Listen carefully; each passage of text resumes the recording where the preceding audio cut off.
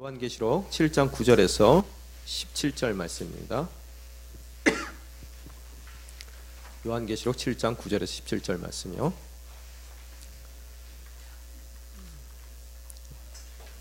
한 목소리로 저희들이 읽겠습니다.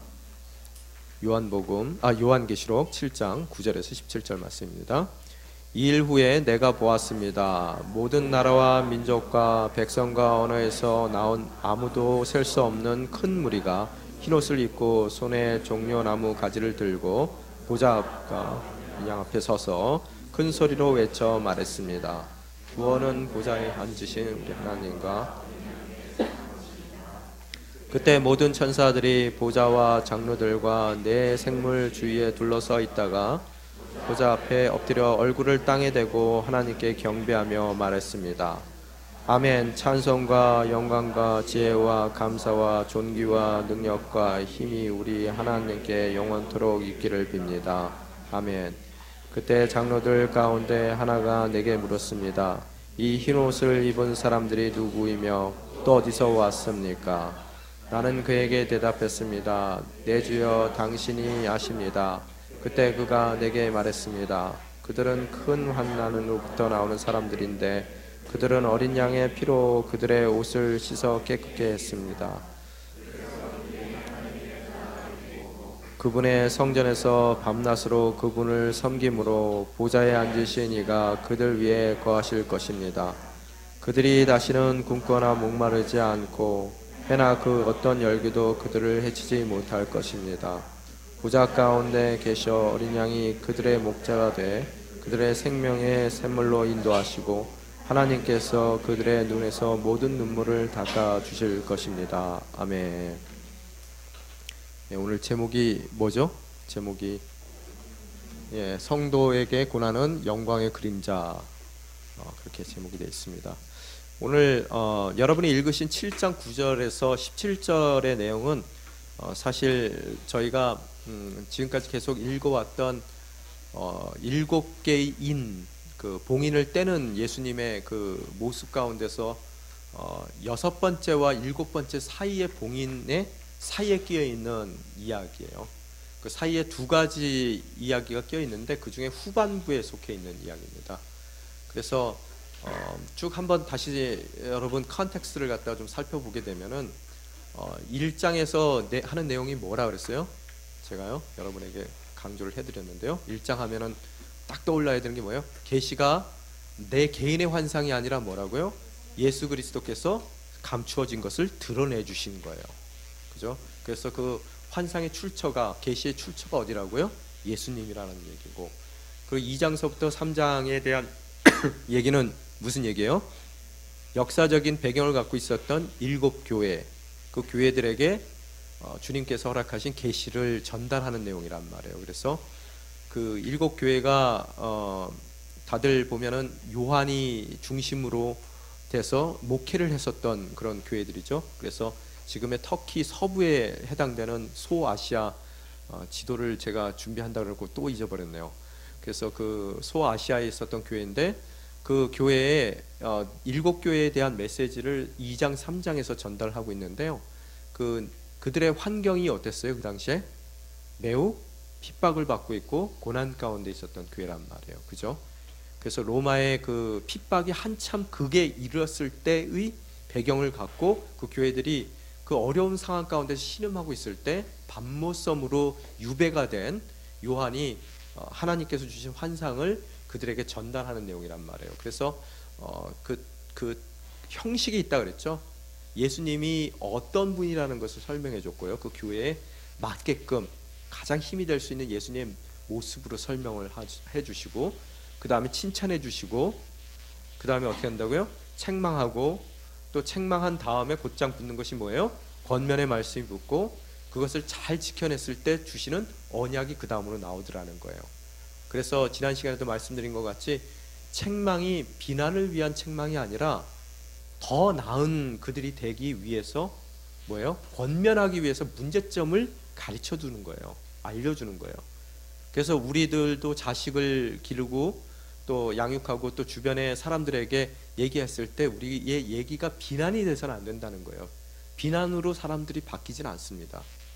여러분이 사랑 가운데서 그들의 문제점을 책망한다는 얘기는 뭐냐면 권면을 통해서 그들이 정말로 약속받은 그 아들들로 딸들로 자랄 수 있도록 뭐예요? 여러분이 돕는 역할을 하는 거라는 거예요. 그래서 그건 비난이 아니라는 거예요. 그래서 특히 한국 사람들이 가장 약한 게 비난과 비평을 구분을 잘 못해요. 비평은 여러분 꼭 필요한 겁니다. 우리가 비평 받을 때 발전해 나갈 수가 있어요. 근데 비난은 그냥 배기 싫어서 하는 얘기가 비난이고요. 그죠? 그래서 저는 여기서 대학원 다닐 때 항상 대학원 가니까 수업은 안 하고 맨 세미나만 하더라고요. 세미나를 할 때 2년 동안 3년 동안 제가 배운 게 뭐냐면 비평하는 것만 가르쳐요. 정말로 이렇게 돌아가면서 발표를 시켜요. 발표시키는데 제가 발표하면 제 발표한 것에 대해서 발표도 책을 읽고 나서 그 책에 대해서 비평을 하는 거예요. 비난이 아니라요. 그러면 좋은 점이 무엇인지, 나쁜 약점이 무엇인지, 나라면 약점을 어떻게 더 보충해서 더 좋은, 내가 그 책을 또 쓴다면은 어떻게 해야지 더 그 책을 더 좋게 쓸까라는 그런 내용으로 제가 발표를 하게 되면은 제가 발표한 내용을 또 그 친구들이 어떻게 해요? 비평을 하는데 칭찬하기도 하고 또 약점을, 제 비평에 대한 약점을 잡기도 하고 그 약점에 대한 권면으로 더 좋은 비평이 되기 위해서 이렇게 해야 된다라는 것을 저한테 이렇게 던져주는 그걸 하는 거예요. 2년 동안 그걸 하니까 남 얘기만 들으면 머릿속에서 막 그게 분석이 되고 이 비평의 자세가 나오더라고요. 그래서 늘 그렇게 하는 줄 알았어요. 그래서 영국에 공부할 때도 잠깐 그렇게 제가 했는데 한국에 가서 교수님들한테 그거 했다가 큰일 날 뻔했습니다. 그래서 그걸 비난으로 받아들이시더라고요. 그 얼굴색이 싹 변하시더라고요. 감히 네 녀석이 어디다 대고 지적질이야 뭐 이렇게 되더라고요. 그래서 여러분 저에 대해서 비평을 해주세요. 저는 괜찮습니다. 비난은 노 땡큐입니다. 그렇지만 비평은 땡큐입니다. 서로 비평해 줄 수 있을 때, 사랑 가운데 비평해 줄 수 있을 때, 서로의 발전을 위해서 비평해 줄 수 있을 때 그게 좋은 공동체라고 생각을 해요. 그래서 예수님의 방식도 자녀들을 대할 때도 우리가 그 방식대로 한다면 이렇듯 사랑 가운데 비평이 있어야 될 것 같고요. 그러면 비평을 항상 했을 때는 같이 따라와야 될 게 뭐라고요? 항상 권면과 그 다음에 약속이 따라와야 된단 말이에요. 그죠? 내가 그 사람의 발전을 위해서 얼마든지 내 것을 내놓을 용의가 있어야 된다는 거예요. 그만한 사랑이 있어야 비평할 수 있는 자격이 있는 거예요. 그죠? 그래서 그런 모습들을 바라봤을 때 우리가 인간관계 가운데 특히 자녀들 양육했을 때 어떠한 방법으로 해야 될지에 대한 이해가 좀 생기더라는 거예요. 그래서 2, 3장은 그렇게 끝나고요. 그래서 거기서 특별히 제가 지적했던 그 여러분에게 보여드렸던 그 관점이 욕만 먹었던 교회가 있고요, 책망만 들었던 교회가 있고 책망 없이 칭찬만 들은 교회도 있다는 거예요. 그 차이가 뭐라 그랬어요? 책망만 들었던 교회는요 굉장히 잘 사는 교회였었어요. 부자 동네였어요. 교회가 넉넉한 교회였고요. 그 다음에 그 교회는 특별히 외부에 핍박이 없었어요. 안정된 교회였단 말이에요. 근데 결과는 어떻다고요? 책망 들었어요. 칭찬 들은 교회의 특징이 뭐라 그랬어요? 가난했어요. 그리고 외부의 핍박이 굉장히 심했어요. 그래서 제가 여러분에게 거기서 말씀드린 게 우리에게 주어진 복이 뭐냐라고 물어봤단 말이에요. 마음이 가난한 자는 복이 있나니 하나님의 나라가 저희 것이라고 분명히 예수님께서 말씀해 주셨다는 거예요. 정말로 가진 게 없고 기댈 데가 없고 또 핍박 때문에 어떻게 해야 될 도리가 없는 그 인생들이 하나님께 칭찬받는 인생이 됐다는 거예요. 그들에게 하나님께서 그분의 나라를 허락하시겠다는 거예요. 그러면 여러분 인생 가운데서도 여러분이 잊지 말아야 될 것이 내 인생이 왜 이렇게 힘든가? 정말 왜 이러시는 거예요? 하나님 왜 이러십니까? 라고 하실 때 하나님은 여러분에게 어안이 벙벙해서 쳐다보신단 말이에요. 복 주는데 왜? 그 복이 싫다 그러는 거야. 그죠? 정말로 그 복을 복으로 받아들일 수 있는 것이 믿음이라고 그랬어요. 지난주에 기억나시죠?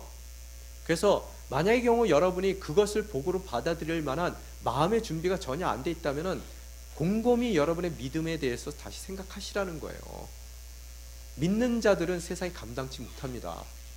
왜? 세상이 귀하게 여기는 거와 믿는 사람이 귀하게 여기는 것은 질적으로 틀리다는 거예요. 그래서 돈을 얘기해도 소용이 없는 거고요. 명예를 얘기해도 소용이 없어요. 우리는요. 뭐가 중요해요? 정말로 하나님만을 의지할 수 있는 그 믿음이 중요한 것이고, 또 그 모든 것을 통해서 선을 이루고야 마시는 하나님의 능력이 우리에게는 중요한 것이고, 또 해피엔딩으로 끝나게끔 우리 인생을 이끌어 주시는 하나님께서 허락하시는 그 계획 가운데서의 소망이 중요하다는 거예요. 절대로 여러분 놓치지 않습니다. 하나님이. 그거를 여러분이 마음속에 새겨야 된다는 거예요.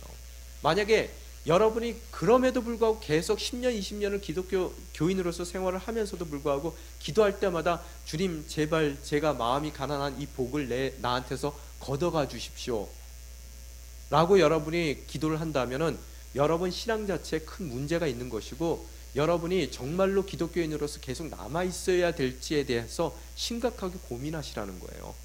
왜? 그것이 하나님이 주고 싶은 복이에요. 그래서 그 마음이 가난해졌기 때문에 우리가 어떠한 삶을 추구해 나가야 될지에 대한 명백한 여러분의 그 목적이 돼 있어야 된다는 거예요. 마음이 가난하기 때문에 주님 감사합니다. 근데 믿음이 연약하기 때문에 이 마음이 가난한 이 환경 가운데서 당신께서 요구하시는 선이 뭔지를 모르겠습니다. 그걸 알려주십시오 라고 기도할 수 있다면 여러분은 정말로 믿음 가운데 성장해 나갈 수가 있다는 거예요.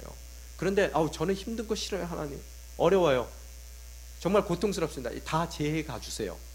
복 받고 싶지 않습니다 라고 기도를 한다면 그 믿음에 대해서 다시 한번 곰곰이 생각해 보셔야 된다는 이야기입니다. 그죠? 그래서 여러분이 그런 모습 가운데서 바라볼 수 있는 것이고, 또한 그 일곱 교회에 대한 메시지 다음에 오는 것이 어때요? 하늘에서 일어나는 일에 대한 이야기를 했다 그랬죠. 그래서 이제 이야기의 포커스가, 카메라가 이 땅에 있는 일곱 교회의 포커스가 됐다가 갑자기 그게 줌 아웃 되면서 다시 어디를 향해요? 하늘 천상 교회를 보여주더라는 거예요. 화면을 보여주더라는 거예요. 그래서 그곳에서의 모든 영광을 보라는 거예요. 그 영광 가운데서 나오는 것이 뭐냐면은 내가 이 땅 가운데서 신음하는 이유가 거기 있다는 거예요. 그래서 제가 욥기 말씀드렸죠. 욥이 이 땅 가운데서 고난받는 이유가 하늘에서의 칭찬 때문이라고 말씀을 드렸단 말이에요. 그죠? 그렇기 때문에 고난받는데, 이 고난 가운데 고난이라는 사건 자체보다 더 중요한 것이 뭐라 그랬어요? 고난에 대한 이유와 고난에 대한 목적을 알 때 그 고난이라는 사건보다 더 중요한 그 관점이 우리 인생 가운데 생겨서 그 고난을 이겨낼 수 있다 그랬단 말이에요. 그래서 천상을 바라봤을 때 어떻다고요? 고난의 이유를 알게 되는 거예요. 그 이유를 알면 참아냅니다. 여러분, 항상 우리가 아플 때 그 아픔의 이유를 모르기 때문에 참아내질 못하는 거예요. 여러분이 그 아픔의 이유만 안다면 얼마든지 참아낼 수 있단 말이에요. 예전에 제가 한참 오래전에 설교 말씀드릴 때 썼던 예화가 하나 있습니다. 중학교 여자애가 아빠 콩팥 떼어주는데, 콩팥 떼어주는 중학교 2학년짜리 여자예요. 콩팥 떼어주는 것이 더 어렵단 말이에요. 더 아파요. 나중에 그 리커버리 할 때 더 아프대요. 그래서 정말로 아빠는 안 받는다고 막 사양을 했는데 딸이 그래도 아빠를 위해서 자기 콩팥을 내놓더라고요. 텔레비에서 본 거예요. 텔레비에서 딱 나오는 거 보니까 수술 이후에 아빠는 금방 회복돼서 왔다 갔다 해요. 근데 딸은 아직까지 끙끙대고 침대에 누워서 신음하더라고요. 그런데 이 딸이 이렇게 막 신음을 하는데 갑자기 이제 무균실에 이제 있는 거예요. 근데 갑자기 이 딸애가 인상을 팍 쓰고 있는데 귀에다가 간호사가 뭐라고 속삭이니까 갑자기 얼굴이 싹 펴지더니 자기 일으키라 그러더니 일어서서 걸어가요. 어디로 걸어가요? 아빠가 유리 이렇게 앞두고 저쪽에 면회 온 거예요. 그 아빠를 향해 걸어가는데 그 얼굴을 포커스 인해서 딱 잡는데 정말로 너무 활짝 웃는 거예요. 아빠의 건강한 모습을 보고요. 자, 바로 그게 하나님께서 원하시는 거란 말이에요. 그 이유를 알게 되면은 여러분이 아무리 세상이 힘들더라도 그 이유를 참아낼 수가 있어요. 그 이유를 알기 때문에, 아픔 자체는요. 그 이유를 모르니까 여러분이 그 아픔을 참아낼 수가 없는 거란 말이에요. 아버지를 살릴 수 있는 그런 정말로 합당한 이유와 목적이 있다면 아픈 거 얼마든지 참아낼 수 있어요. 그래서 천상을 바라봤을 때 우리가 어떻다고요? 주님께서 누군가를 살리기 위해서 또 그분께서 우리를 정말로 더 단단한 믿음의 소유자가 되기 위해서 지금 그런 어려운 시련의 과정들을 허락하신다는 것을 우리가 그 이유를 알았을 때 어려움들이 참아내질 수가 있다는 거예요. 그러고 나서 넘어왔던 것이 이제 7 봉인에 대한 얘기죠. 그래서 첫 번째 봉인이 떨어졌을 때 흰 말 탄 사람, 또 두 번째 봉인이 떨어졌을 때 뭐예요? 붉은 말 탄 사람, 세 번째 봉인이 떨어졌을 때 뭐라고요? 검은 말을 탄 사람, 또 지금 4개 했나요? 3개 했나요? 네 번째 봉인이 떨어졌으니까 뭐예요? 푸르스름한 말을 탄 사람. 뭔지 다 아세요? 큐티 안 하셨어요? 하셔야죠. 그리고 5번째 봉인을 떼니까 뭐예요? 어떻게 됐어요? 여러분, 정말로 순교자들이 주님의 그 발밑에서 탄원하는 얘기가 나온단 말이에요. 왜 주님 저들을 멸하지 않습니까? 저 나에게 핍박한 저 사람들을 멸하지 않습니까? 왜 지금 심판을 하지 않습니까? 하나님 뭐라 그래요? 숫자가 다 찰 때까지 기다려라. 하나님의 수가 다 차기 전까지 기다리라는 거예요. 왜? 더 많은 사람들이 구원받기를 원하신단 말이에요. 기다리고 인내하시는 분이에요. 창세서부터 기다려 오셨어요. 그러고 나서 6장에 저희 6번째 인을 딱 치니까 어떻게 돼요?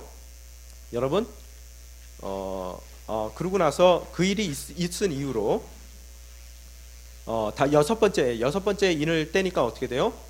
큰 지진이 나고 해가 그 까만색으로 변해버리고 달이 온통 핏빛으로 변해버리고 하늘의 달들이 바람 불어서 안 익은 무화과 나무 열매들이 두루룩 떨어지는 것 같이 하늘에서 별들이 막 떨어지는 그 모습 환상을 봤단 말이에요. 마지막 날의 모습이죠. 여러분, 이 얘기들이 다 어디 나와요?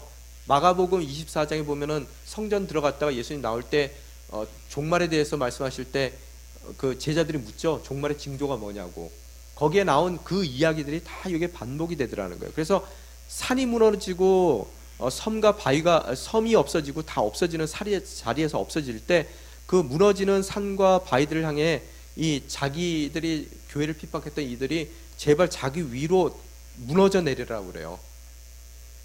왜? 하나님의 재앙과 진노를 정말로 피하기를 원하는 거예요. 그거라도 무너졌어요.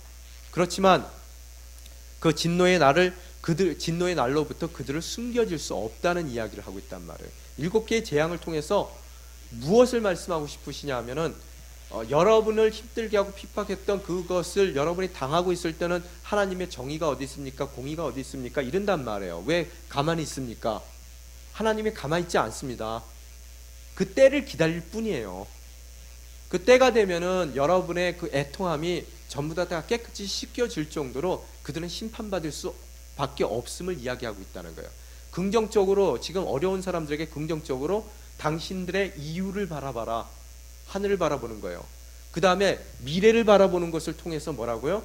당신이 억울하게 생각하는 그들의 그 말로가 어떻게 되는지를 바라보라는 거예요. 그럴 때 어떻다고요? 우리가 버텨나갈 수 있는 힘을 얻게 된다는 것을 이야기하고 있더라는 거예요. 그래서 6개를 딱 띈 이후에 지난 월요일 날 말씀에 보면은 누가 나와요? 그 일 이후에 보면은 이 천사가 4명이 나와요. 4명이 나와서 어떻게 해요? 지금 바람을 딱 쥐고 있어요. 그 바람이라는 것은 여러분 뭐예요? 재앙을 뜻하고 있단 말이에요. 그 재앙을 딱 붙들고 있는 거예요. 4명이서 내 끄트머리를요. 그 얘기는 뭐냐 하면은 지금 그 재앙이 더 점점 큰 재앙이 6번째에서 끝인 게 아니라 7번째로 넘어가는데 그 6번째까지는 뭐예요? 몸풀기예요. 그 다음서부터 이제 본격적인 재앙이 시작된다는 것을 암시하고 있어요. 그것도 어떻게 해요? 정말로 바람이 부는 것을 4천사가 꼭 잡고 있어야 될 만한 긴박감과 임박한 그런 재앙으로서 그 7번째 그 인이 떼어지는 그 순간들이 기다려지고 있더라는 거예요. 그때 한 천사가 나타나요.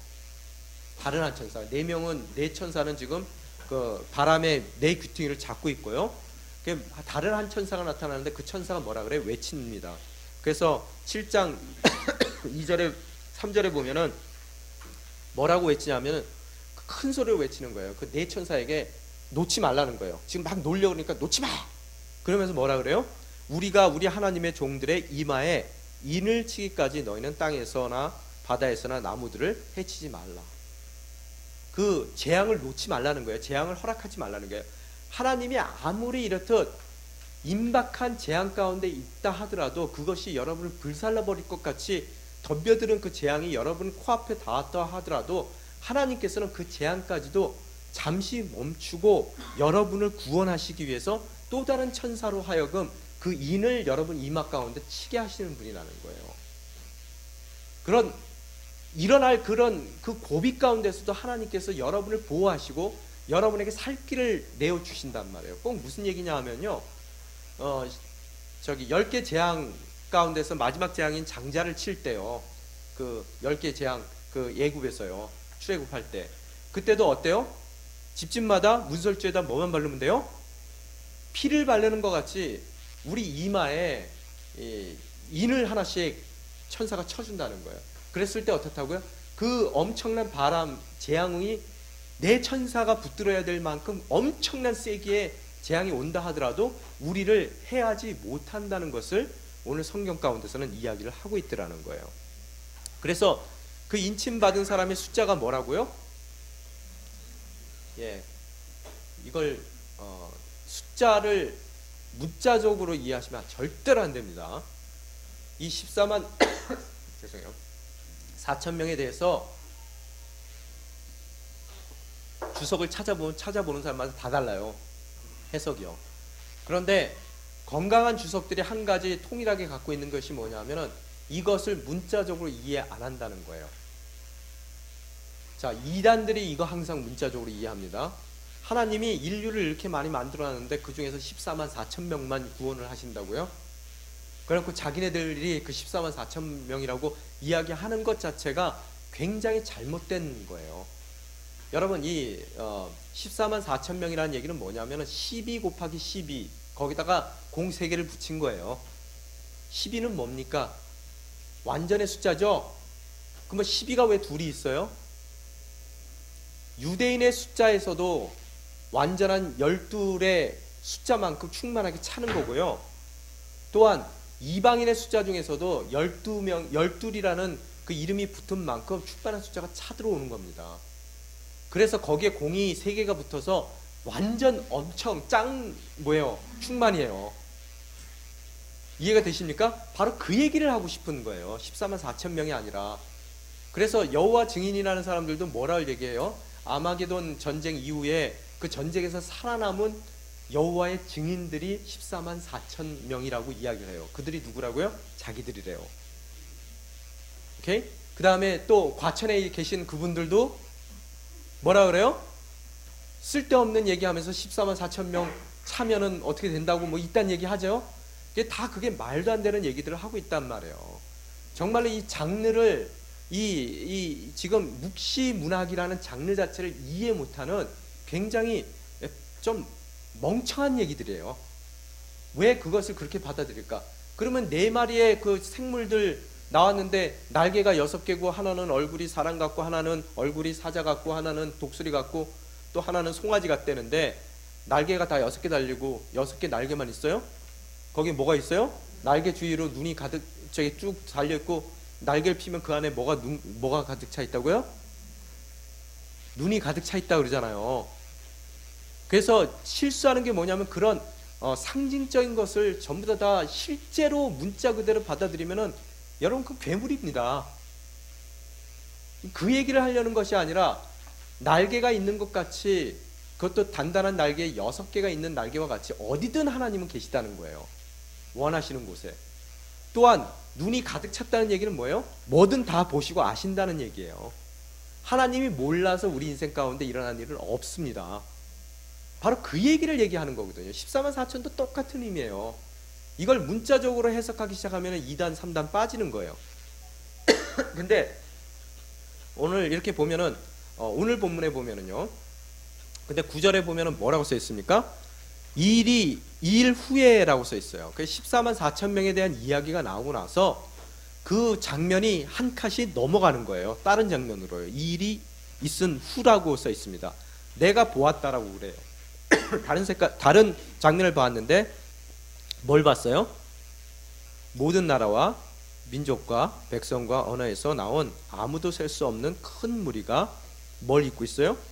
흰 옷을 입고 손에 종려나무 가지를 들고 보좌 앞과 어린 양 앞에 서 있는 것을 봤다는 거예요. 그죠? 근데 오늘 이야기의 화두는 이 흰 옷 입은 사람들이 누구냐는 거예요. 누구예요, 여러분? 보통 이 14만 4천 명을 문자적으로 받아들이는 사람들은 또 이 일 이후에라는 그 단어를 놓쳐서요 14만 4천 명하고 이 흰옷 입은 사람하고 똑같은 사람으로 보거든요. 제가 보기에는 아니에요. 문자적으로 봤을 때 장면이 달라요. 환상의 장면이. 그러면은 14만 4천 명과 이들의 관계는 뭐냐는 거예요. 이 흰옷 입은 어떤 사람들이에요? 모든 그 흰옷을 입었는데 어떻다고요? 이들이 셀 수가 없을 정도로 수많은 무리들이에요. 그리고 손에 뭐 들었어요? 종려나무 가지를 들었다고요. 종려나무 가지를 들었다는 얘기는 승리했다는 상징이에요. 그죠? 이걸 또 문자 그대로 또 종려나무 가지를 들어서 저걸 뭐 했을까? 지팡이로 썼을까? 뭐 부채로 썼을까? 뭐 이렇게 생각하시면 안 되고요. 그거 자체가 승리의 상징이라는 거예요. 하얀 옷을 입었다는 얘기는 뭐예요? 순결한 모습이란 말이에요. 특히 사람들을 뜻했을 때는 순교한 사람들에 대한 이야기를 했을 때 꼭 이 얘기를 쓴단 말이에요. 성경에서는. 그래서 순결한 하나님의 백성으로 부정한 것을 피하기 위해 목숨까지 잃은 사람들이에요.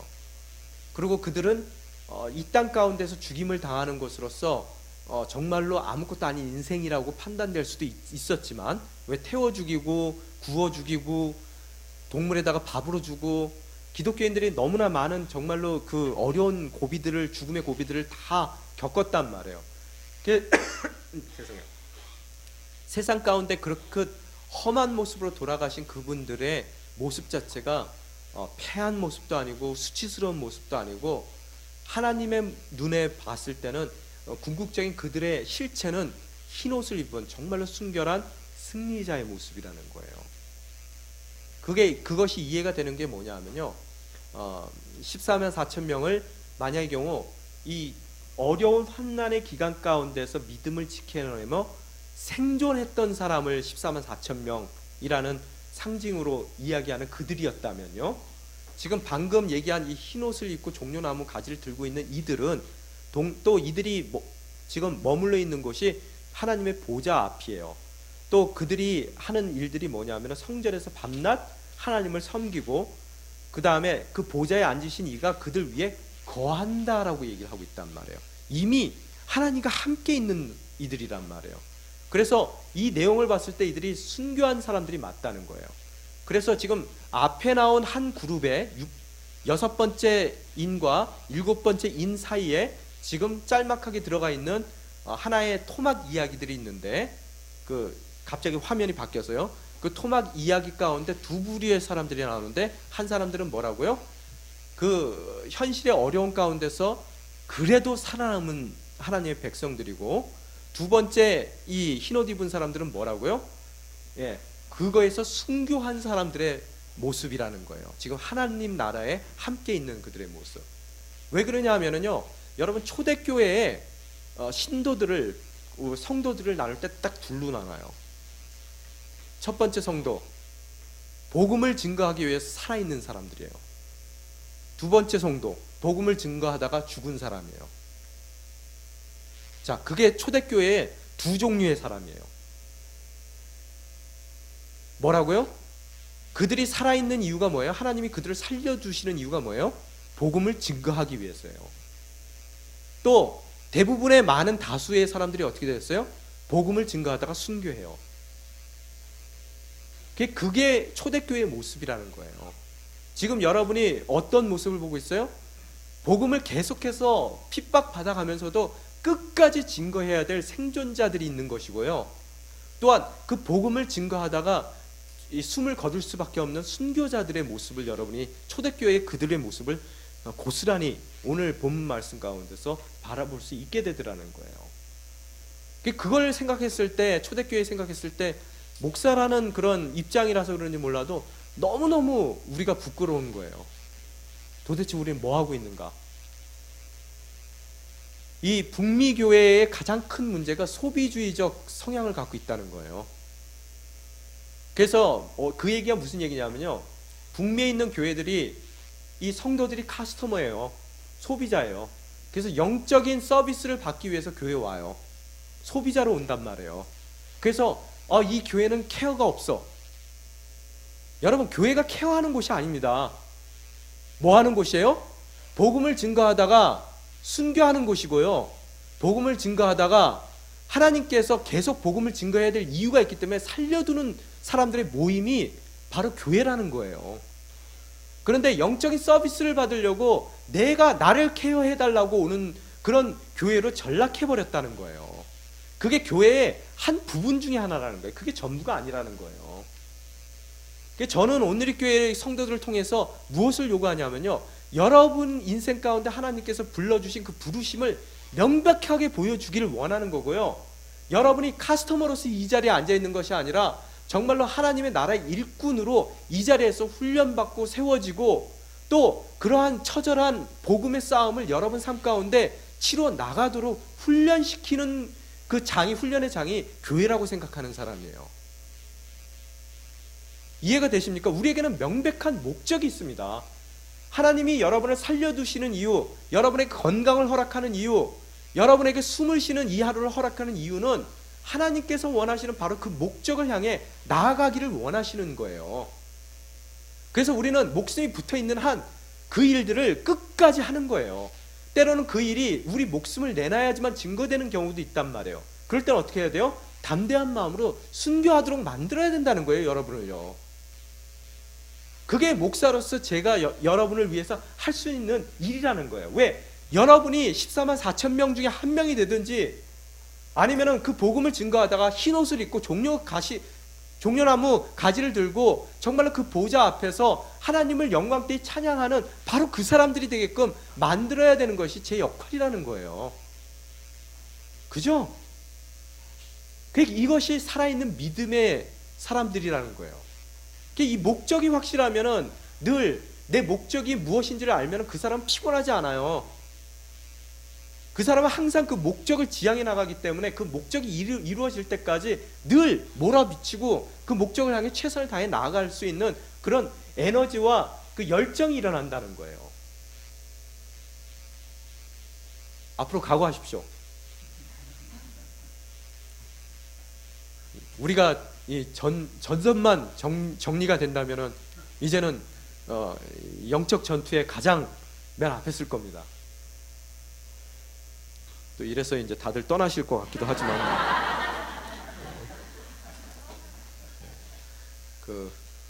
뭐 할 수 없어요. 그래도요. 그게 본질입니다. 그게 부르심이고요. 방법이 없습니다. 내년에는 제가 미리 요새 계속 선포하죠. 뭐라고요? 캐나다에 있는 한인으로서 하나님께서 특별히 여러분을 캐나다 땅에 보내신 이유가 뭘까요? 제가 요새 그걸 계속 놓고 기도를 하는 거예요. 아무리 생각해도 북한입니다. 그래서 지금 우리 한국의 더 멋진 세상이라는 NGO 단체가 있거든요. 교회에서 세워놓은 게요. 그래서 지금 거기에 컨택을 해서 캐나다 지금 더 멋진 세상 NGO 구호 단체를 캐나다 지부를 설립하려고 지금 그래요. 그래서 저희가 그 단체 이름으로 북한에 들어갈 수 있는 방법이 있을지 그것을 모색하고 있단 말이에요. 그래서 되면은 전부 다 데리고 제가 북한에 갈 겁니다. 아멘. 아멘이 안 나오는 것 같은데 제가 좀 더 열심히 기도를 해야 될지 아멘이 전체적으로 나오지 않을까라는 생각이 들어요. 그래서 시민권 받으실 수 있는 분들은 다 받으셔요. 저희 모든 교육자들은 이제 앞으로 시민권 절대적으로 다 받아야 됩니다. 그게 저희 리퀘어먼트예요. 그래서 시민권 받고 이제 북한 선교를 저희들이 시작을 하려고 합니다. 그래서 저희들이 그 목적이 있다면은 밀어붙이는 거예요. 저는 북한에 가고 싶은 생각 전혀 없었거든요. 예전에도 간증을 한번 한 것 같이, 그죠? 어떤 이상한 녀석이 6개월 동안 저하고 자기하고 순교하게 해달라고 기도를 해가지고 제가 그거 취소해 주실 때까지는 절대로 북한 근처에도 안 가겠습니다. 그러던 사람인데 캐나다 와서 기도를 하는데 자꾸 죽을 자리 같으면 죽어야지 너가 왜 피하려고 그러느냐 이러시는 것 같아요. 그래서 네가 그러니까 교회가 어떻게 북한 선교의 그 막중한 사명을 감당할 수 있겠느냐. 네가 깃발을 들고 맨 먼저 앞장서서 뛰어나가야 될 녀석이 왜 자꾸 그걸 피하려고 하느냐 이렇게 말씀을 하시는 것 같아요. 그래서 에라이 모르겠다 했어요. 그래서 이제 시키는 대로 이제 일이 벌어지는 대로 항상 하나님이 일을 할 때 보면은요 계획 안 세워져도 막 일이 벌어지더라고요. 그러면 그 길로 자꾸만 떠밀려 가요. 그 알아요. 아 주님께서 떠미시는구나. 제가 아줄람 농장을 한 것도 제가 계획해서 한 게 아니라 떠밀려 갔어요. 목요 열린 예배도 떠밀려 가서 그까지 지금 목요 열린 예배를 하고 있습니다. 체질이 원래 떠밀려 가는 체질이에요. 하나님이 자꾸만 제 발로 안 가니까 떠미세요.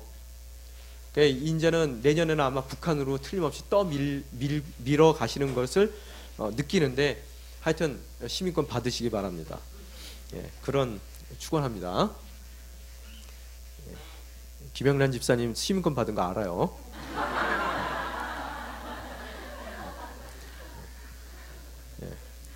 다 받으셔요. 그래서 하여튼 이들이 어떻다고요? 그런 모습으로 서 있더라는 거예요. 그때 어떻다고요? 모든 천사들이 보좌의 장로들과 내 생물들을 11절 보세요. 어떻다고요? 내 생물들 주위에 둘러 서 있다가 보좌 앞에 엎드려 얼굴을 땅에 대고 하나님께 경배했습니다. 경배하며 말했습니다. 천사가 뭘 했어요? 지금 둘러서 있다가 엎드렸다가 얼굴을 땅에 대고 경배하며 말했대요. 뭘 얘기했어요? 아멘, 찬송과 영광과 지혜와 감사와 존귀와 능력과 힘이 우리 하나님께 영원토록 있기를 빕니다 라고 그들이 하나님께 경배를 돌리더라는 거예요. 근데 그때 이 장로 중에 하나가 저 흰옷 입은 사람들이 누구냐, 어디서 왔느냐라고 요한에게 물었더라는 거예요. 그래서 요한이 뭐라고 대답했어요? 자기는 모르니까 어떻다고요? 주님이 아신다는 거예요. 주님께 내가 물었더니 뭐라고요? 14절에 이들은 큰 환난으로부터 나온 사람들인데 그들은 어린 양의 피로 그들의 옷을 씻어 희게 했습니다 라고 주님께서 말씀을 해주셨다는 거예요. 여러분 이 모든 이 얘기들이 지금 여러분이 하나만 좀 이렇게 그 틀을 하나 갖고 갔으면 좋겠어요. 지금 이 성경에 나오는 그런 이야기들을 쉽게 하나로 오늘 이 이야기로 정리를 하게 되면은 무슨 뭐가 있냐면요. 제일 처음에는 창조가 있어요. 창조. 그 다음에 타락이 있는데 그 타락을 거쳐서 어떻게 된다고요? 하나님께서 구약 시대를 허락해 주신단 말이에요. 구약 시대를 허락해 주셨는데 그 구약 시대를 마무리하는 사건이 뭐예요? 십자가예요. 자, 여기 창조가 있어요. 여기 뭐예요? 구약 시대가 있어요. 구약 시대 끝에는 뭐가 있어요? 십자가가 있어요. 십자가 다음에는 뭐가 있어요? 일곱 교회의 시대. 그러니까 교회의 시대, 이방인의 시대가 열린단 말이에요. 그래서 이방인의 시대를 우리가 지금 살고 있는데 그 이방인의 시대의 끝에 뭐가 있어요? 교회의 시대의 끝에 소위 얘기하는 휴거가 있는 거예요. 물론 다른 사람들의 다른 관점들도 있어요. 다음에 차츰차츰 설명해 드릴게요. 근데 이것은 가장 우리나라 교회에 보편적으로 받아들이는 그 모습이에요. 휴거가 있어요. 공중 재림이 있단 말이에요. 하나님께서 공중으로 사람들을 다 끌어올라갔어요. 살아있는 기독교인들을요. 잘 믿었던 기독교인들을 끌어올라가시고 그 다음에 끌어올려가자마자 휴거 이후에 오는 것이 뭐예요? 7년의 대환란이라는 거예요. 지금 얘기하는 그 환란 가운데 살아남았다는 얘기가 그 얘기도 될 수 있다는 거예요. 우리 가운데 어떻게 보느냐에 따라서요. 그러면은 이 7년의 대환란 동안에 잠시 하나님이 사탄에게 적그리스도에게 거기서 표현이 되면은 적그리스도에게 모든 이 땅 가운데 권세를 줘요. 그래서 뭐 666 바코드 뭐 얘기 나오고 별 얘기 다 여러분 들어보신 거 있죠? 그래서 예수 믿으면은 정말로 이 땅 가운데 버틸 수 없을 정도의 힘듦이 와요. 7년 후에. 그 다음에 어떻게 된다고요? 다시 하나님 예수님께서 재림을 하세요. 그때 누구와 함께 오세요? 함께 휴거됐던 사람들과 함께 오신단 말이에요. 그리고 이 땅 가운데서 그래서 아마게돈 전쟁을 치르셔서요. 잠시 모든 세상의 권세를 잡았던 마귀들과 사탄과 그 일족들을 다 무적행에다가 가둬두세요. 무적행에다가 에다가 거기다가 시올이라고 그러죠. 시올에다가 가둬두세요. 뚜껑을 딱 덮어놓는단 말이에요. 그 다음에 천년 왕국이 시작돼요. 천년 왕국. 그래서 그게 진짜로 말 그대로 천년인지 숫자는 지금 별로 의미가 없는 숫자입니다. 다. 그래서 천년 왕국이 되고 그 천년 왕국 때만 해도 하나님이 예수님이 직접 이 땅을 통치하는데도 불구하고 그 믿기 좋은 세상 가운데서 예수님을 배교하는 사람들이 또 생겨요. 그 안에서도요. 그만큼 사람들이 강팍하다는 거예요. 그래서 천년 왕국이 끝나는 그 시점에 어떻게 되냐면은 또 예수님이 또 다시 한번 이 땅 가운데 재림을 하시면서 어떻다고요? 그때 큰 전쟁이 일어나요. 어떤 전쟁이냐면 그게 곡과 마곡의 전쟁이에요. 성경에 나오는. 그래서 완전히 그때 잠시 풀려난 그 사탄과 무적행에서 풀려난 사탄과 또 그동안 천년왕국에서 배교했던 그런 사람들이 합심해서 예수님을 대적하게 되고 예수님이 그때 완전히 그들을 곡과 마곡의 전쟁에서 완전히 박살내놓으세요. 그러고 나서 예수님이 흰 보좌에 앉으신단 말이에요. 흰 보좌에서 예수님이 두 종류의 사람을 심판해요. 믿는 사람들은 심판해서 하나님의 나라로 보내고요. 안 믿는 사람들은 심판해서 이제 절대 지옥으로 다 보내는 거예요. 이 마귀들과. 그러는 것으로서 새 땅이 새 하늘과 그 땅 가운데 임하는 것으로서 모든 것이 끝나는 거예요. 창조의 완성이 되는 거예요. 시작했던 그 창조가. 자, 그림이 왔습니까? 창조. 그 다음에 뭐라고요? 타락. 그 다음에 구약시대. 뭐라고요? 십자가. 그 다음에 뭐요? 일곱 교회시대, 교회시대. 그 다음에 교회시대 끝에 뭐가 온다고요? 휴거가 오고. 그 다음에 뭐요? 7년 대환란. 그 끝에는 뭐라고요?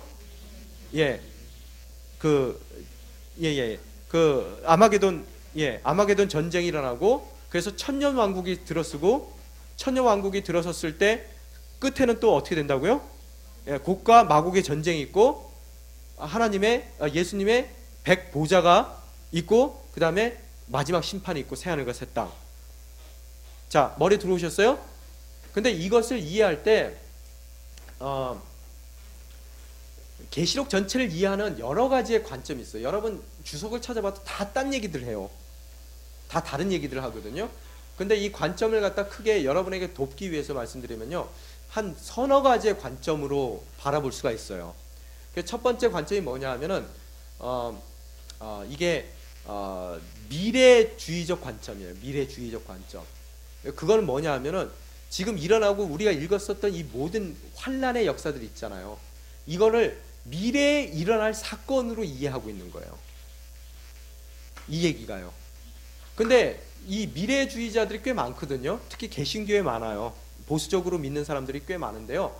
이 사람들이 이 미래주의적 관점을 갖게 되니까 적그리스도가 나오는데 적그리스도가 과연 누굴까라고 그런 질문들을 하는 거예요.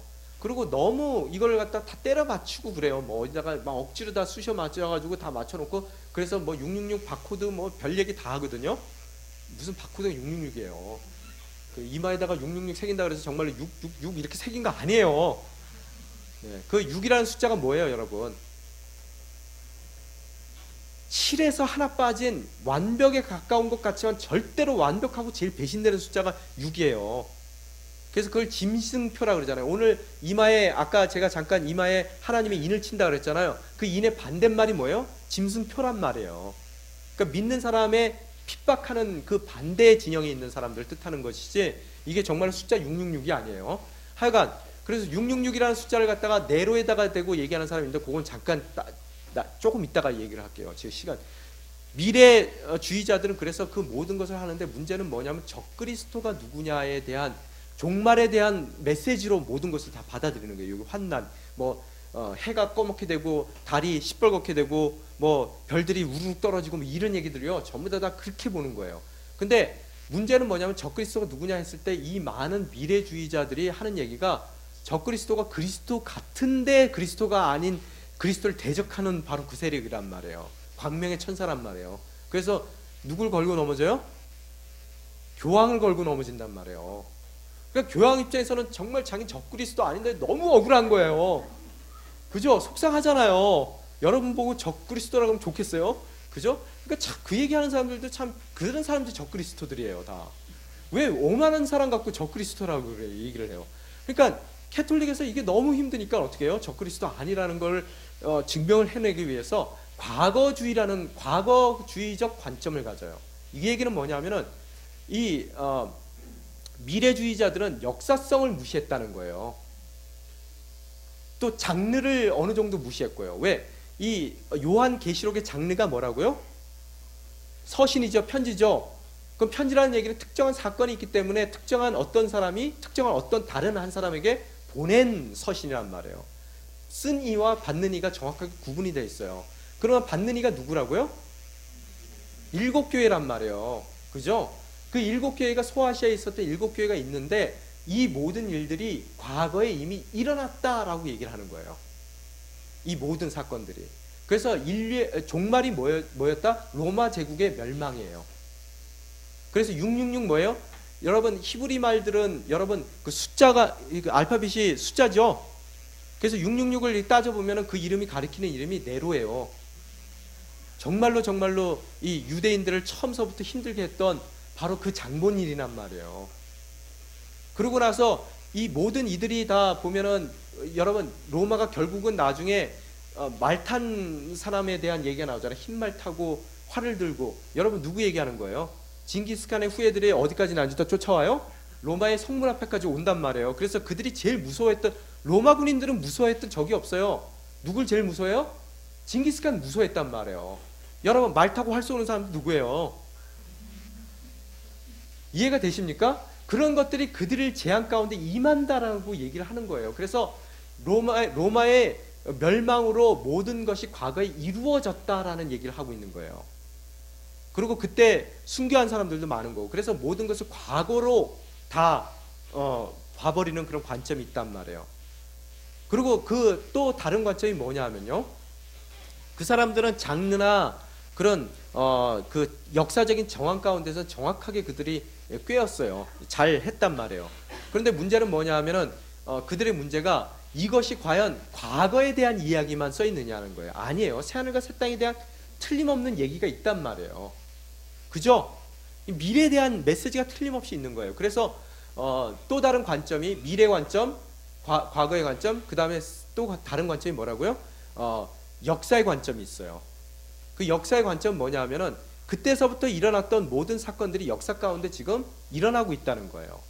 그래서 아직 일어날 역사가 남아 있다는 거예요. 그 사람들은요. 근데 그들의 문제는 뭐냐 하면 유럽 사람들 중심으로 그 학자들이 조성이 됐기 때문에 모든 그 역사적인 상황을 서구의 역사에만 다 끼워 맞췄어요. 그래서 히틀러가 무슨 그 네로가 되고 그래요. 거기서는요. 그래서 그러다 보니까 어때요? 너무 자기네들 위주의 우리하고는 좀 안 맞는, 동양 사람들하고는 좀 안 맞는 그런 주장들을 해 나가더라는 거예요. 서구 중심적인 역사가 갖고 있어요. 그래서 역사주의는 그게 문제고요. 세 번째, 그래서 모든 역사에다가 그걸 갖다가 막 어떻게 하든 끼워 맞추려고 그래요. 지진 났다 그러면 야 여기 이거 지금 이거 뭐예요? 7번째 뭐예요? 저기 뭐야 6번째 저기 뭐죠? 이 봉인이 떼어졌다. 뭐 이렇게 얘기를 한단 말이에요. 그래서 모든 것을 그렇게 맞추려는 그런 경향이 있어서 그것도 문제고, 여러분에게 갖기를 원하는 그러면은 그런 관점은 뭐다? 상징주의적 관점이에요. 이게 뭐라고요? 역사적인 사건이에요.